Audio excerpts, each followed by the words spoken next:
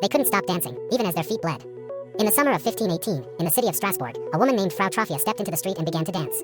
No music. No crowd. Just her body moving, uncontrollably, under the burning sun. She danced for hours. Then for days. By the end of the week, she was still dancing, and she wasn't alone anymore. One by one, others joined her. Men. Women. Young. Old. They twitched, spun, and staggered through the streets as if pulled by invisible strings. Some screamed. Some laughed. Most begged for help, but their legs wouldn't stop. Within a month, hundreds of people were dancing. City officials panicked. Doctors were called in, and their conclusion was baffling. The dancers were suffering from overheated blood. Their solution? More dancing. They built stages. They hired musicians. They believed if people danced it out, the sickness would pass. It didn't. People collapsed from exhaustion. Some reportedly danced until their hearts gave out. Others fell and never stood again. The streets echoed with music, cries, and the sound of bodies hitting stone. Then, just as mysteriously as it began, the dancing slowed.